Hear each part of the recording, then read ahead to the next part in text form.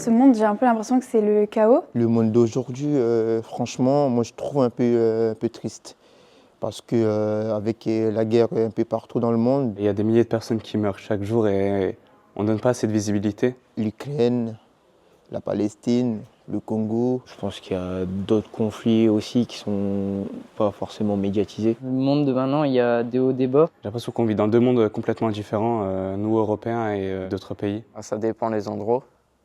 Il y a des endroits où ça a l'air d'aller plutôt bien, puis il y a d'autres, c'est vraiment le bazar, la guerre, tout ça. De voir des personnes complètement dévastées par ces événements, ça nous impacte aussi et ça peut nous arriver. Ça ne tient à pas grand-chose, donc c'est à nous de trouver des solutions pour trouver des compromis dans les conflits actuels, mais tout se joue à pas grand-chose avec tout ce qui se passe dans le monde entre l'extrême droite, la montée de l'extrême droite un peu partout, que ce soit en Europe, l'élection de Donald Trump qui nous fait un peu peur. On voit que par exemple avec la présidence de Trump, ça change complètement et je trouve que la balance elle est bouleversée. Il veut montrer qu'il domine le monde et il prend des décisions assez radicales. Il ne vient pas pour résoudre la situation, mais juste pour déstabiliser les autres. Par exemple sur l'écologie où on va subir beaucoup d'impact. Ça fait un peu peur de voir qu'en Amérique, les droits des femmes y régressent. Les montées d'extrême droite avec l'AfD en Allemagne,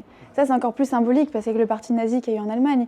Et même en France ou dans toute l'Union européenne avec Viktor Orban et même Donald Trump aux États-Unis. Les dirigeants, ils se fixent des limites, mais est-ce qu'ils vont toujours se fixer à ces limites? C'est ça la question. On a l'exemple avec Vladimir Poutine, on ne sait pas comment il va finir par réagir. On s'est servi toujours de l'histoire pour éviter de répéter nos erreurs, mais finalement aujourd'hui ça revient. La Seconde Guerre mondiale, c'était censé être comme la Première Guerre mondiale en fait.